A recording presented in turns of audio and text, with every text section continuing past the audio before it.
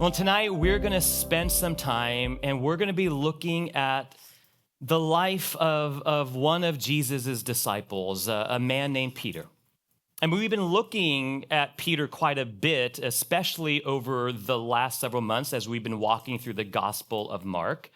In some ways, we would be envious of Peter and his life because Peter had a front row seat to Jesus, right? Peter was just fishing one day, doing what he's always done, the life he's always known, and suddenly Jesus comes, calls Peter by name, and says, "Come and follow me, and I will make you a fisher of men." So Peter drops everything and begins following Jesus, and for the next 3 years, he is right beside Jesus, eating with him, spending time with him, listening to his teaching, watching his miracles. And then one day, Jesus, of all of his followers, calls 12 of them towards him and says, "You are going to be my disciples, and I'm going to spend intentional time with you, seeking to help you understand in deeper and greater ways what it means to know me. I'm going to share with you the secrets of the kingdom of heaven and earth and everything else going on." And Peter was one of those 12. And sometime later, Jesus grabs 3 of them. We would call this now his inner circle. And Peter is one of those 3, Peter, James, and John. And one day, Jesus goes up on a mountain and he calls these 3 to come with him and follow him. And up on the mountain, Jesus gives them a glimpse of his glory. Jesus gives them a glimpse of his divinity. Jesus gives them a glimpse of the reality that he is the God of the universe. They don't know how to describe it. They say it is as white and bright as anything they've ever seen. He gives them a glimpse of what is to come. This is what Peter gets to have a front row seat to. And yet, if you've been tracking through Mark, you've seen that Peter as well has had quite a few missteps. Quite a few times that he doesn't understand what's going on, or he's resisting or pushing back up against Jesus. Yep, he was up there during the transfiguration, but he's not sure what's going on. He starts making it about himself a little bit. They come down from that moment, and Peter gets in a fight with the other disciples because they want to argue who's the best and who's the greatest of us 12. He's completely missed the reality of what he just experienced up on that mountain. Peter was the first to declare and to recognize, "Jesus, you are the Messiah." He says that to Jesus, recognizing, "You are the one that we've been waiting for." All of humanity has been waiting for the one to come to set everything back right. And Jesus, you are that one. See, he identifies correctly who Jesus is, but within moments reveals he has no idea what that means. So Jesus tries to help him understand that because of the sin in this world, that the road that Jesus is going to walk, the road he has to walk, is going to be filled with pain and suffering and death. Death and suffering comes before his glory. And yet Peter's mind cannot wrap himself around that. It doesn't make sense to him. He's not sure what that means. He pushes back against Jesus and says, "Nope, that's not what's going to happen." Jesus calls him out in front of all the other disciples and says, "Get behind me, Satan." See, Peter was always trying to jump forward, always moving towards reaction. And yet he wasn't fully understanding the reality of what Jesus has been trying to tell him and teach him. So yes, Peter's had some missteps. And tonight we're going to look at 3 more moments that Peter has, 3 interactions that he has with Jesus towards the end of Jesus' life, in those final moments before Jesus goes to the cross. And we're going to see more of Peter's missteps. But the point of tonight is not for us to sit on our throne and be like, "Oh, Peter, I can't believe you missed it. And you were with Jesus. How could you fall so short?" The reality of Peter, what's true about Peter's life, it actually reveals the depth of our all human failure. That through Peter, we can see ourselves time and time again. Peter gives us a picture of what we ourselves walk and experience every day of our life, because we too fall so far short of what Jesus calls us to. We're not here to judge Peter. Peter's life and story is meant to open our hearts to the reality that we too can fall so short. And so that's the point of tonight. As we're looking at these stories, is to put ourselves in that place and to ask ourselves that tough question, man, where do I see myself in this story? And so we're going to begin tonight in Mark chapter 14. We're going to begin in verse 32, I believe. But before we get there, What has just happened, well, it can't be in Luke if we're going to be in Mark. Matthew, Mark, Luke, we're getting there. Guys, when you miss a Sunday, see what happens? It all falls apart. What has just happened before we get to this moment in Mark chapter 14, Jesus has just spent time with his disciples. He called them together to share in this one meal. We now call this meal the Last Supper. They probably didn't call it that night because that would have freaked them all out, but this was the Last Supper. And so he gathers them together. During this time, he shares with them this new definition of love, saying, have you been loving one another falls far short what love looks like. It is self-giving, it is sacrificial. And so Jesus talks about this love and he shows them what this love looks like because he goes and he washes all of their feet. And they're sharing in this meal together and Jesus begins to tell them that actually one of you is going to betray me. One of you is going to be the one that betrays me. And he's trying to help them understand again and again what's about to happen to him as soon as he walks out of this room, because he'll be betrayed, arrested, falsely accused, found guilty, and go to the cross. That's what's just happened. And so they step out of this dinner, and we'll pick up the story in verse 32. It says, they went to a place called Gethsemane, and Jesus said to his disciples, sit here while I pray. He took Peter, James, and John, those three, along with him, and he began to be deeply distressed and troubled. My soul is overwhelmed with sorrow to the point of death, he said to them. Stay here and keep watch. Jesus calls the 12 with him. He has them stay. They're in this garden. He then calls the three to come with him a little bit further, and he gives them a little insight on what's going on inside of him. And he says these words, my soul is overwhelmed to the point of death. Can you imagine Jesus looking at you and saying those words? Jesus says, this is what's going on with me. Will you stay here and keep watch, right? This is that moment of like, something hard's happening. I just need you to know you're here for me, right? I just need you to know that you're there. So just stay right here so I know that you guys have my back. And so Jesus goes further into the garden. And why Jesus says that, why he says that phrase, my soul is overwhelmed to the point of death, is because Jesus knows everything that's in front of him. He knows the pain, the humiliation, the torture, the suffering that awaits. He is feeling all of that. So he tells them, my soul is overwhelmed. But just stay close by. I just need to know you're here. He says, going a little further, he fell to the ground and prayed, if possible, the hour might pass from him. The hour meaning everything that's coming. He falls on his knees and prays to the Father if this hour might pass. Abba, Father, he said, everything is possible for you. Take this cup from me, yet not what I will, but what you will. We'll talk about this moment in a little bit, but that cup is a symbol in the Old Testament representing wrath. That's the cup that Jesus is talking about. And this next thing that Jesus says, one author says this is the moment where we see Jesus' divinity and Jesus' humanity coming together. Because Jesus was fully God, right? That's why Jesus is on this earth. He's fully God. He leaves heaven to come to this earth. For God so loved the world that he came to this earth for you and me. That's who God is. And God comes to the earth to take our place, to stand between the judgment we deserve, because only one could, the one who could live a perfect life. So Jesus comes to this earth for this moment that's before him. He knows what's ahead of him. He knows what he came here to do out of his great love. That's his divinity.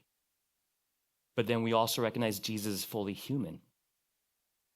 And whatever emotions that we may be experiencing in this moment, Jesus is as well. And he's asking the Father, is there another way? Is there another way that humanity could be made right before you? But what does he finish with? Not my will, but your will be done. His soul is overwhelmed. He falls on his knees. He prays to the Father. It says, then he returned to his disciples and found them sleeping. Simon, he said to Peter, Peter's name is Simon Peter. Simon, he says, are you asleep? Couldn't you keep watch for 1 hour? Watch and pray so that you will not fall into temptation. The spirit is willing, but the flesh is weak. Once more he went away and prayed the same thing. When he came back, he again found them sleeping because their eyes were heavy.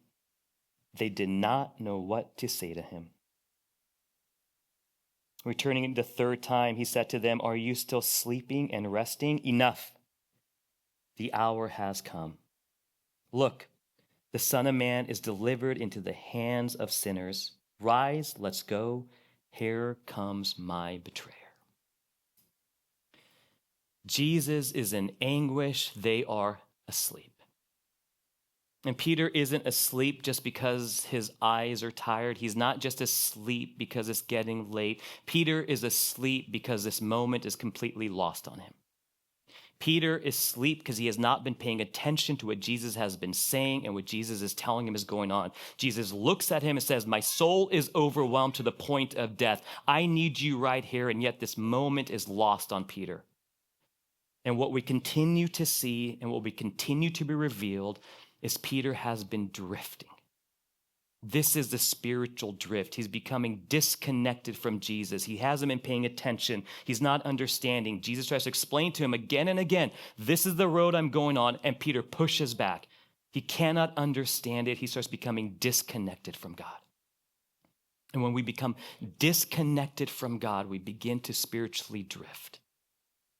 And we start losing sight of the moment and the reality of what Jesus is calling us to and what's happening in front of us. Peter is asleep not just because he's tired, it's because he's drifting. He did not understand the weight of this moment. Jesus is looking at him and saying, "Stay with me." And Peter can't. Spiritual drift doesn't happen overnight. Disconnectedness doesn't happen overnight. It's just moment by moment, decision by decision that we get further disconnected from God. And if we're honest in our lives, just like Peter, we can be around the things of Jesus, right? We can be around the things of Jesus, but to actually be in relationship with Jesus, to be connected to him, we can be far from it. Because it's easy to feel like we're with Jesus and connect if we're around his things, right? Peter, he was next to Jesus, and yet the truth for him is he was disconnected. And if we're honest in our life, when was the last time that we genuinely opened God's word, seeking to hear from him and to know him better, right? That's how we build a relationship with Jesus. Are we seeking to know and understand him? If we're honest with ourselves, when was the last time we prayed to Jesus? Not because we desperately needed something or wanted something. When was the last time we prayed with Jesus for the simple fact that we want to be known by him and we want to know him? When was the last time we took a moment to say, "Jesus, I want to know you. So I want to spend time in prayer"? See, spiritual drift doesn't just happen like that. It's decision, moment, and we get disconnected further and further, and soon we're not paying attention to what God is doing in front of us. Pick up the story in verse 43. Just as he was speaking, Judas, one of the 12, appeared. With him was a crowd armed with swords and clubs sent from the chief priests and the teachers of the law and the elders. Now the betrayer, Judas, had arranged a signal with them. "The one I kiss is the man. Arrest him and lead him away under guard." Going at once to Jesus, Judas says, "Rabbi," and kissed him. The men seized Jesus and arrested him. Then one of those standing near drew his sword and struck the servant of the high priest, cutting off his ear. "Am I leading a rebellion," said Jesus, "that you have come out with swords and clubs to capture me? Every day I was with you, teaching in the temple courts, and you did not arrest me. But the scriptures must be fulfilled." And then everyone deserted him and fled. Jesus saying, "You brought these people to arrest me. First of all, I've been standing around you. Second of all, you think that group is going to stop my angels? If I call on the angels to come down, there's no army in the world that can stop it. But that's not the way of my kingdom. That's not the path I'm going down." They come to seize him, and one of those close to Jesus pulls out his sword and strikes the other person. It's kind of interesting that Mark leaves out who it is. John doesn't. John 18:10 says it's Peter, right? Just totally throwing him under the bus. Phenomenal moment. I'll tell you who it is. I saw it. So Peter takes out his sword and strikes the person. See, Peter moves towards reaction. We've all been here. We all do this. We do this almost every day of our life. We find ourselves in those moments, right? Anxiety is getting high. Stress is getting high. We're getting more and more tired. We're starting to lose control, right? Things are starting to unravel around us. And instead of pausing when that moment comes, instead of pausing and stopping and seeking to surrender for a second to say, God, what might you be doing in this moment and what might you want me to do? Instead, Peter moved towards action, right? See, at best, when we are connected to Jesus, at best, when we're connected to them, it gives us this chance that when things start getting to this point, right, when things start elevating around us and we feel that in us, at best, we can pause and just take a moment to say, okay, Jesus, what's going on right now? Let me just pay attention to what's going on. And if we can't do that, then the next best thing we can do is if we do move towards reaction, that the way we react, because we're connected to Jesus, will be very much aligned with how he would want us to react, right? That's the best case scenario for us. That even if we do react, it is aligned with Jesus' heart and what he would call us to. If we are disconnected from Jesus, if we've been spiritually drifting, then it's impossible for us to pause and to pay attention. And when we do react, it's highly unlikely that we're going to react in the ways in which Jesus calls us towards. So what does Peter do? The moment happens, things start unraveling. Peter gets heightened. He feels like he's losing control. He wants to seize control. He takes out his sword. He moves towards violence. And in striking that person, takes an action that is in direct opposition to everything Jesus has been teaching and telling him and modeling. That my kingdom does not come through violence, it comes through sacrifice and surrender. And yet Peter steps out. He wants to seize control. He wants to do something, so he just responds. He just moves forward. And in doing so, continuing to show that he is drifting, that he's getting more and more disconnected from God. See, when we are connected to Jesus, it gives us the opportunity when things get hard, when things get challenging, when that moment becomes real, that we'll be able to step into it as God is calling us to, instead of leaning towards what Peter has done, which many of us are guilty of, myself included, and instead responding with our worst instincts. That's the line, right? Peter moves with violence. Jesus is arrested, and everyone deserts him and flees. The next time we see Peter is in verse 66. While Peter was below in the courtyard, Jesus has been arrested. They're putting him on trial. While Peter was below in the courtyard, one of the servant girls of the high priest came by. When she saw Peter warming himself, she looked at him closely. You also were with that Nazarene Jesus, she said, but he denied it. I don't know or understand what you're talking about, he said, and went out into the entryway. When the servant girl saw him there, she said again to those standing around, this is one of them. And again he denied it. After a little while, those standing near said to Peter, surely you are one of them, for you are a Galilean.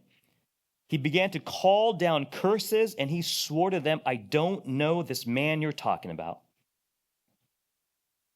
Immediately the rooster crowed the second time, and then Peter remembered the word Jesus had spoken to him. Before the rooster crows twice, you will disown me 3 times. And he broke down and wept. Jesus had warned him of this moment at that dinner that they just had. When Jesus says, one of you is going to betray me, Peter's like, absolutely not. Jesus is like, you all are going to fall away. And Peter says, even if everyone else falls away, Jesus, I will never fall away. And he looks at Peter and says, Peter, you? Tonight, you are going to deny me 3 times. Jesus wasn't trying to shame Peter. Jesus was trying to help Peter see his blind spots. that Peter's pride and his arrogance were masking this reality that he's getting disconnected from God. He's trying to present himself like, no, no, Jesus, I'm with you all the way, me and you. I'm the greatest disciple, right, Jesus? Like, I will never let you go or leave you. And yet Jesus is warning him, Peter, open your eyes, open your heart, humble yourself before me. Recognize the road you're going down right now because it is in opposition to what I've been calling you to. Peter denies Jesus 3 times in this moment. And though Peter may have verbally in this moment denied Jesus 3 times, the reality of his life is he's been denying Jesus again and again and again, right? This moment is the culmination of the road that Peter has been walking on. It doesn't just happen suddenly. Peter denies Jesus. And maybe for some of us, we can relate to this moment. Maybe we've done this in our life. Maybe we've done it with family or close friends. Maybe we've denied the teachings of Jesus. No, I don't believe all that. Or we deny the reality that we would ever come to a church on a Friday night and hang out. Like maybe we can relate to some of this in our life. Or maybe for us, it's this truth that, yeah, we may acknowledge Jesus, but if we're honest, we deny Jesus parts of our life. That, yes, Jesus, I will follow you. I'll surrender. I'll do everything you call me to do, Jesus, absolutely. But when it comes to my business, well, Jesus, I live in the real world. So I have to operate how the world operates. And I have to cut corners. And I have to bend. And I know everything else, Jesus, I will do exactly as you call me to. But I mean, obviously not with business. We live in California. I got to, Jesus, I surrender. I will follow you. I will dedicate my life to you, but not in my relationships. Not with who I'm dating, not in my marriage, not with my family. No, Jesus. There's a different set of rules and you don't understand what I'm trying to do and you don't understand the culture we live in or how the world works. But Jesus, I surrender, but I'm going to deny you these places because I don't really want to bend to what you're calling me towards. If we're honest, there's parts of our life that will continue denying Jesus. If we're honest, for some of us, the place that we're denying Jesus is the place of deep brokenness and pain in our life. That it's just too hard to try to go there with Jesus. Maybe we're angry, maybe we blame him, whatever it is. There's places of hurt and brokenness in our life, and yet we keep that apart. And in doing so, we deny Jesus the opportunity to come and to heal that which is broken and hurting.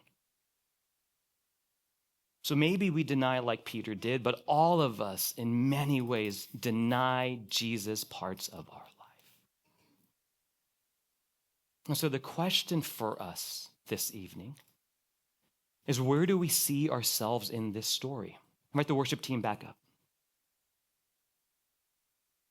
Is it the spiritual drift that's been happening slowly in your life? Or are you recognizing, man, am I really connected to Jesus? Do I really desire a relationship with him? Or am I comfortable just being around some of his things? Is it for you that spiritual drift causes you to continue trying to grasp control of areas in your life instead of surrendering and saying, God, I don't understand, and this isn't going how I want it to go, but I trust you, even if it doesn't make sense to me right now? Peter wasn't resisting out of arrogance. Peter was resisting because it didn't make sense and he couldn't imagine Jesus suffering, right? There's times we hold on because it just doesn't make sense to us. Why does the road have to be this difficult? Where are we grasping control instead of surrendering? Or maybe for us, it's just that reality that we're seeking to deny Jesus access to our full life because it's scary and it's hard and it causes us to be vulnerable. And we're afraid that it's going to cause us to shift or change parts of our life. And yet, if we truly think about it and recognize who Jesus is, especially on a night like tonight, then what would it look like for us to trust that whatever's on the other side of that bend is ultimately far greater for us? So I wanted to just give us as a church just a few minutes to just process all of that.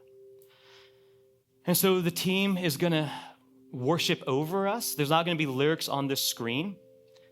We wanted to just put a prayer prompt, but we want to give you space to just pray and worship through this.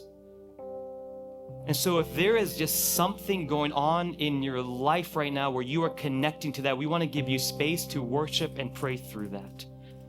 Michelle, do we have the prayer prompt, or did I drop the ball? Oh, we do. Okay. You can put it on. It's been a long week. If you are wrestling for the words of, I don't know what to pray and I don't know what to do, then we put some on here. But again, this is between you and God. God is here. He desires to know you. So let's spend a few minutes worshiping. Everyone fled. One of the 12 betrayed him. Peter denies him 3 times. Everyone turns and runs, and Jesus goes to the cross. We flee, he surrenders. That cup, the cup of wrath that Jesus was praying for in the garden, asking the Father, is there any other way? And yet Jesus says, not my will, but your will be done. Jesus drinks the cup of wrath so we can drink the cup of salvation. That's what happens. That's the good news. That's the gospel. That's why we call tonight Good Friday. We rebel, we turn, we deny. Jesus says, I love you, and I'm willing to give my life for you. Not when you have it all figured out, not when you've cleaned up your life, not when you're walking perfectly with me. No, while you are running the other direction and denying you know me, I'm heading to that cross for you. This is how great my love is. This is why we call tonight good. And while he was being hung on that cross, and all below were mocking him, Jesus looks up at the Father and says, Father, forgive them.